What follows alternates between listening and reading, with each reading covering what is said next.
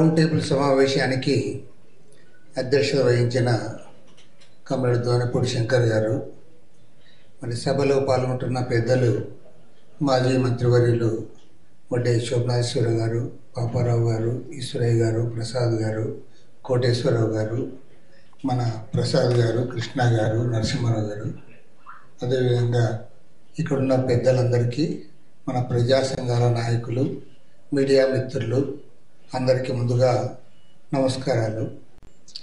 ఈ 2024లో ఎన్నికలైన వెంటనే దాదాపు ఈ బుడమేరు వరదలు వచ్చినప్పుడు నిజంగా చెప్పాలంటే మన ఆంధ్ర రాష్ట్రంలోనే కాదు, దేశవ్యాప్తంగా కూడా దానికి పెద్ద అటెన్షన్ అయితే వచ్చింది. నేనేమనుకుంటానంటే 2 కారణాలు. మామూలు ఎక్కడో పల్లెల్లో లేదా మారుమూల ప్రాంతాల్లో జరిగితే దానికి కూడా ప్రచారం వస్తుంది, కానీ దానికి ఇంత ప్రచారం రాదు.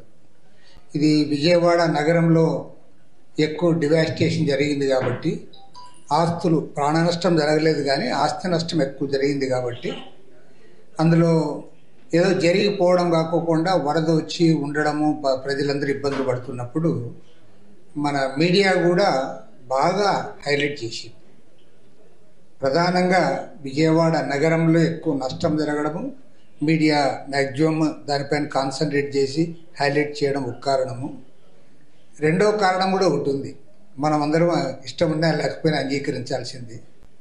మామూలుగా మంత్రులు కానీ, ముఖ్యమంత్రులు కానీ ఇలాంటివి జరిగినప్పుడు అక్కడికి వచ్చి విజిట్ చేస్తారు, ఏదైనా అనౌన్స్ చేసిపోతారు. కానీ చంద్రబాబు నాయుడు గారు ముఖ్యమంత్రిగా ఉండి ఆయన వచ్చి కలెక్టరేట్లోనే ఉన్నాడు. దాదాపు 9 రోజులు 10 రోజులు ఉన్నాడు నాకు తెలిసినంత వరకు. అక్కడే ఆయన ఇల్లు కూడా దగ్గరే, ఇంటికి పోయి రావచ్చు, కానీ దాని ఇంపార్టెన్స్ కోసం ఆయన ఉన్నాడు. దాన్ని మనం ఎవరు కూడా తప్పు పట్టాల, పైగా అభినందించాము కూడా.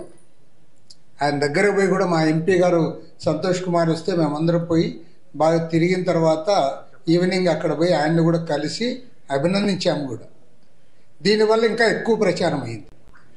ఇక్కడ సీఎంఏ స్వయంగా తిరుగుతున్నాడు, సీఎంఏ అన్న పొట్లాలు పంచుతున్నాడు అనే దానికి ఈ మీడియా వారు ఇంకా ఎక్కువ ప్రచారం వచ్చింది. కానీ నిజంగా పరిష్కారం వచ్చేలోగా ఆ మోతాదులో పరిష్కారం చూపలే. పరిష్కారం అంటే ఏమి? తాత్కాలిక పరిష్కారం జరిగింది. వాళ్ళకి అన్న పొట్లాలు ఇవ్వడము, నీళ్ళు ఇవ్వడము, లేదంటే వారికి కుటుంబాలకు ఆర్థిక సహాయం చేయడము, అది జరిగింది. దాన్ని మనందరం కూడా ఓకే.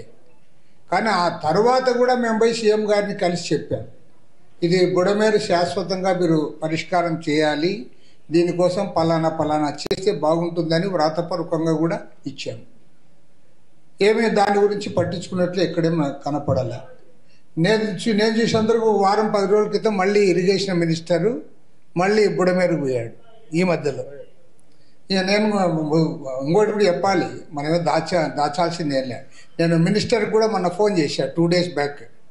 ఫోన్ చేసి ఇట్లా 6వ తేదీ నాడు మా వారు రౌండ్ టేబుల్ సమావేశం పెట్టారు బుడమేరు, మీరు కూడా వస్తే బాగుంటుంది, ఎందుకంటే మీరు రాకపోతేనే అది ఎక్కువ మాట్లాడతాం, మీరు ఉన్నప్పుడు మేము అంత మంచిగా చెప్తాం కదా, మాకు ఇష్యూ ముఖ్యము, అంతే కదా. ఎంతైనా కానీ వాళ్ళు ఉన్నప్పుడు గట్టిగా మనం అంత రిక్వెస్టింగ్గానే చెప్తాం, మీరు వస్తే బాగుంటుంది అని కూడా మనం చెప్పాం.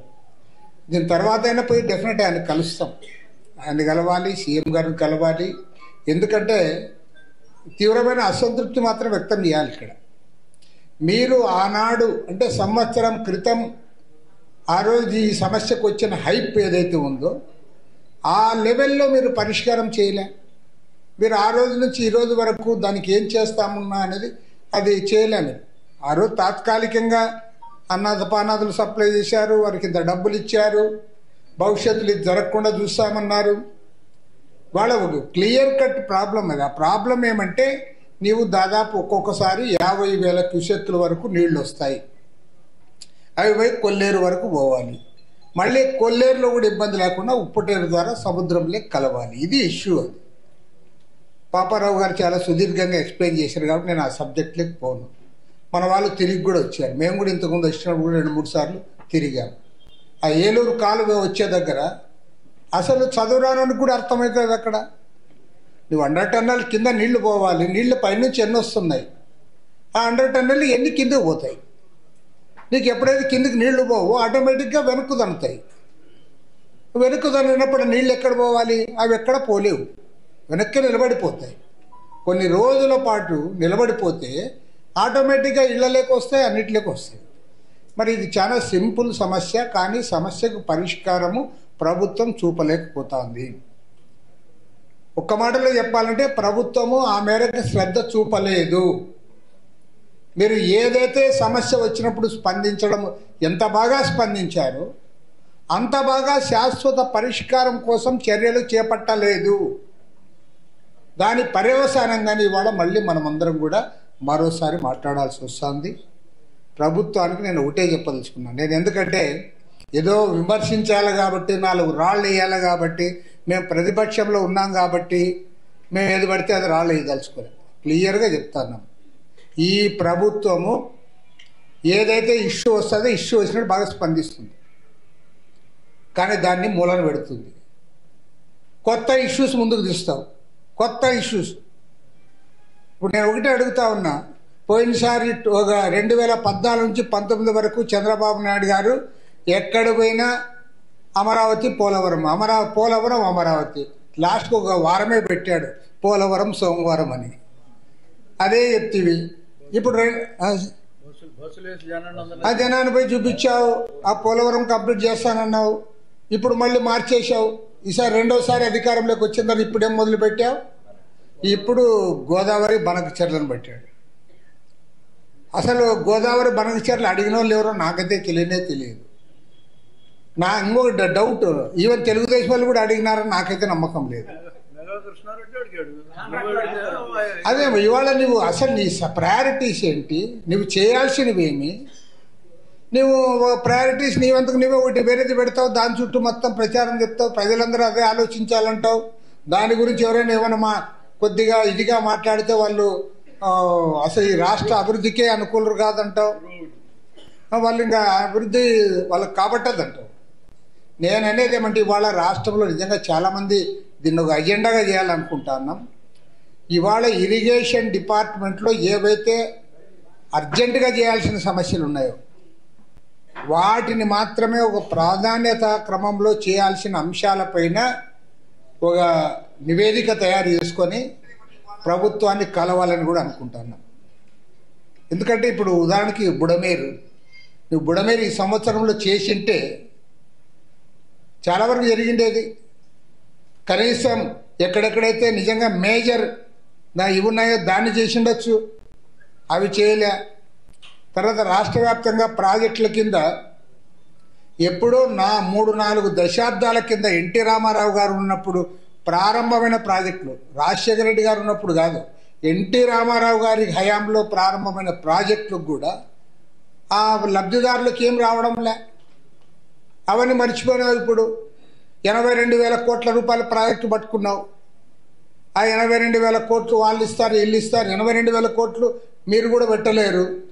కాబట్టి ఏమంటారు, సెంట్రల్ గవర్నమెంట్ ఇస్తుంది, కాంట్రాక్టర్ ఇస్తాడు, అప్పిచ్చేవాడు ఇస్తాడు, కాబట్టి దాని చుట్టూ తిప్పుతున్నారు. ఇవన్నీ గాలికి వదిలేసినాం. కాబట్టి ఏమంటే బుడమేరు సమస్యను మాత్రం వదలకూడదు. అటు ఏలూరు జిల్లా మన వాళ్ళు ఉన్నారు, కృష్ణా జిల్లా, ఎన్టీఆర్ జిల్లా, 3 జిల్లాల్లో ఈ ప్రాంతం అంతా కూడా జనంలో ప్రచారం చేసి ప్రచారాన్ని ఇచ్చేయాలి, ప్రజల్ని సమీకరించాలి. అదేవిధంగా ప్రభుత్వాన్ని కూడా తొందరలో కలుస్తాం. ఇరిగేషన్ మినిస్టర్ గారిని కూడా ఈరోజు రేపు కలుద్దాం. కలిసి ఖచ్చితంగా ఇది టేకప్ చేయాలి. అదేవిధంగా రాష్ట్ర వ్యాప్తంగా కూడా వివిధ ప్రాజెక్టుల కింద లబ్ధిదారులకు మీరు ఇప్పుడు కొన్ని వేల కోట్లు ఖర్చు పెట్టారు. అక్కడేం 1 ఎకరాకు నువ్వు నీళ్ళు ఇవ్వవు, రిజర్వాయర్లు కడతావు, నీళ్ళు ఇవ్వవు, కేంద్ర కాలువలు లేవు, పంట కాలువలు లేవు. నువ్వు ఇప్పుడు అవన్నీ ఏమీ మాట్లాడద్దండి. నా అజెండా గోదావరి బనకచెర్ల, లేదంటే బనకచెర్ల గోదావరి, దాంతో కెనాల్ తవ్వుతా, కాలువ తవ్వుతా, ఇంకా ఏందో టన్నల్ తవ్వుతా అని ఇప్పుడు దాని చుట్టూ మొత్తం ప్రచారాన్ని డైవర్ట్ చేస్తున్నారు. ఇది తీరని అన్యాయం రాష్ట్రానికి జరుగుతూ ఉంది. కడుదు, నీ దగ్గర డబ్బులుంటే కడుదు, ఫస్ట్ ఇవి చెయ్యి. నీ ప్రయారిటీ ఏమిటని నేను అడుగుతా ఉన్నా. ఇప్పుడు బుడమేరు వస్తే ఇది మునిగిపోతుంది, ఇది ప్రయారిటీ అని మేమంటా ఉంటే, కాదు నాకు బనకచెర్ల ప్రయారిటీ నీవంటే కరెక్ట్ కాదు అది. కాబట్టి ఏమంటే ప్రయారిటీగా జరగాలి. పెద్దల అందరితో కూడా వారి సలహాలు తీసుకొని ప్రభుత్వానికి ఒక నివేదిక కూడా తయారు చేద్దాం, దీనిపైన కూడా చేద్దాం. అదేవిధంగా బుడమేరు దానిపైన మాత్రం ఇమ్మీడియట్గా మినిస్టర్ గారిని కలిసి అవసరమైతే ముఖ్యమంత్రి గారి దృష్టికి కూడా తీసుకుపోయి యుద్ధ ప్రాతిపదిక పైన పనులు ప్రారంభించాలి. పూర్తి మీరు ఆలస్యం చేశారు, 1 year వేస్ట్ అయిపోయింది. ఇప్పుడైనా ప్రభుత్వం మేల్కొనాలని మనవి చేస్తూ ఇవాళ ఒక మంచి కార్యక్రమం ఏర్పాటు చేసిన మన ఎన్టీఆర్ జిల్లా పార్టీ వారికి, రైతు సంఘం వారికి నేను అభినందనలు తెలియజేస్తూ సెలవు తీసుకుంటాను.